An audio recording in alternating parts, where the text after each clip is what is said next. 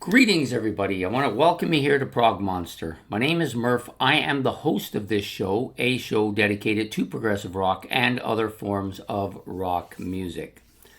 So we're going to get right to it. What's new? What's new is the show that we do on Saturdays in which I pick an album that came out in the year that we're currently in this case, 2024, and I listen to it and talk about it. That's basically all I do. I don't get paid to talk about it. I don't come across. I try not to come across as this is the definitive way. I got something on my chin, I think. Definitive way in which this goes, but it's just my opinion. And some of you who like the style of music I have, maybe this is something you might want to try out, or maybe you don't want to try out. But by listening to my opinion of it, and you think your opinions are usually the same, then maybe it helps save you a few dollars, or maybe it helps you spend money you don't have. Either way, we're here to do it today. I actually like the fact that we're now doing it on Saturdays. It's really been a boon for me to do this episode because Thursdays were the busiest day of the week. I was not really getting to listen to the album too thoroughly, and felt like I really wasn't doing them justice. But anyways, so I have more time. I usually do this while I'm doing my baseball, and I can do both at the same time because I am a multitasker. Yes, I am. So here we go. So the album we're doing today is from Praying Mantis. The album is called Defiance. This is their 13th studio album. They are considered one of the new wave of British heavy metal bands that came out in the early 80s, including bands like Iron Maiden and Def Leppard. Yeah, I know, Def Leppard, really? Actually, this band, I don't really know if I call this stuff heavy metal, but we'll get into that shortly. Anyways, the album was released April 19th, 2024. It was recorded in members of the band's home studios in their basement. Not totally discommon. This is something that happens quite a bit now. A lot of bands do this. And it was mixed at the PN Productions. 46 minutes long on the Frontier Music record label. Produced by Tino Troy, Andy Burgess, and Pete Nudek. So appearing on this album are the Troy brothers, of course. They are among the founding members of Praying Mantis. Tino Troy on lead and rhythm guitar, playing some keyboards on this album too, and doing some lead and backing vocals as well. His brother Chris Troy playing bass and backing vocals, Andy Burgess on lead and rhythm guitar and also on backing vocals. I'm not sure if I'm pronouncing this right, John Cupers on lead vocals. And then you have Han Intizant. So it's IN''T and then Zant. So obviously that's a made-up name. Drums and percussion. And then we have an extra guest with Steve Price here doing drums on tracks 1, 4, and number 8. So an interesting album. So I've actually listened to some Praying Mantis in the past. Was put to me, I believe, in one of the Battle of the Band things by Ben. I didn't really care for them. And so, but you know what? Just because you don't care for one particular album and doesn't mean that you might not care for another one. So I always give bands more than a half dozen chances, unless I really don't like them at all. And there's a few bands like that, but Praying Mantis is not one of them. The album, Defiance. Okay, there are 11 tracks on this album. I would say the front half of the album was disappointing. So, the first 5 or 6 tracks. Yeah, maybe the first 7 tracks are a little disappointing. The back 4 tracks, really good though. So the first track I didn't mind. This was the first one that I actually liked on the album. It's From the Start's name of it. It's kind of a heavy, commercial sounding guitar riff here. The vocals are very commercial sounding, and you're going to find this throughout their entire album. Heavy drum part, but it's a smooth sounding metal. I think it falls somewhere between hard rock and metal. at times. Sometimes it drifts below the hard rock till it's kind of a power pop sound too. Yeah, it definitely has a little bit of all those elements in the music.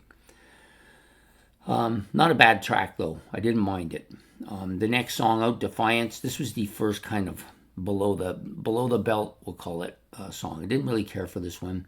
Had a kind of a Def Leppard feel to it. Yeah, very very reminiscent of Leppard to me. I don't think it sounds like Def Leppard. I wouldn't go that far, but if you're keeping a scorecard, it punches all the same boxes as the Def Leppard does.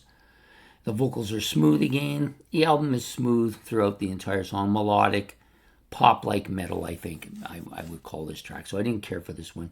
The next song I cared even less for, Feeling Lucky. Keyboard start the sound, which was a little interesting. Very clear sounding. Poppy metal guitars here. The vocals again are smooth.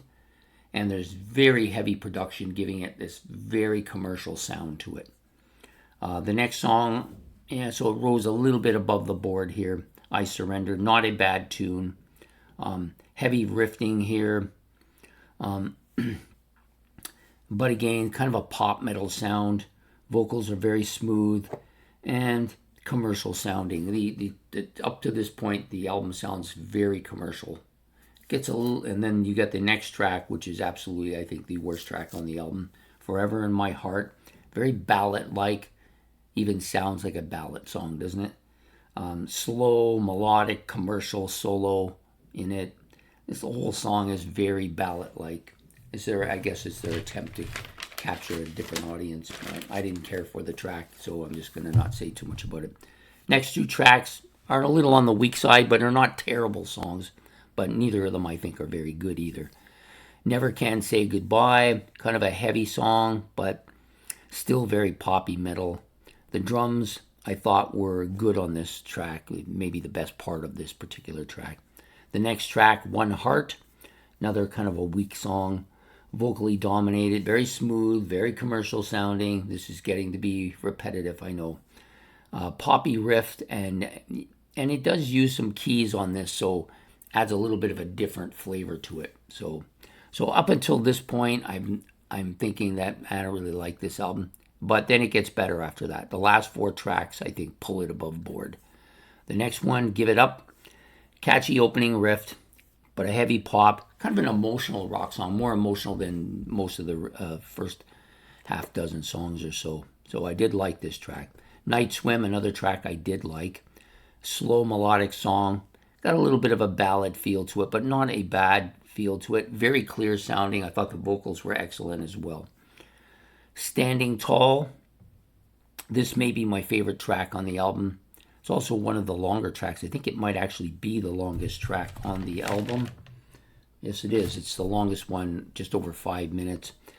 Keyboard synthesizer dominated to opening this track. Very poppy, heavy track. A really good production. Excellent, clear sound. Catchy riff. The solo was also good on this song. Yeah, so this was probably my favorite track on the album.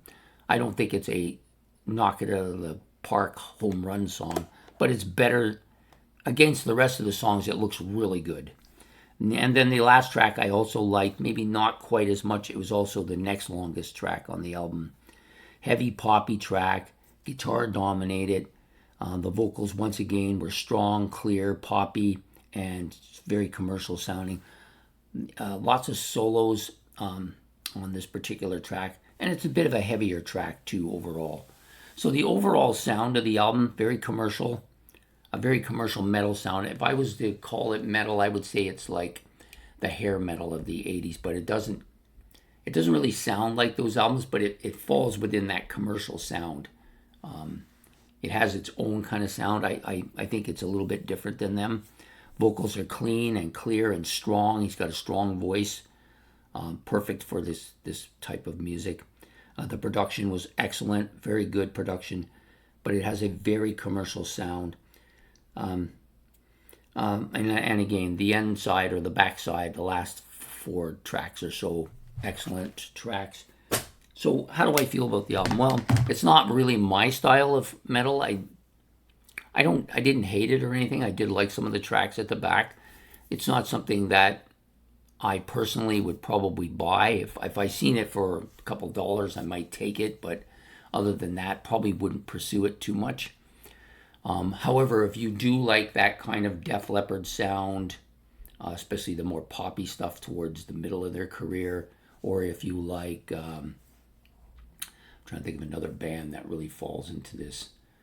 There are some bands that I think of as commercial, like Trooper and Prism, but they're really, really way out of date compared to this.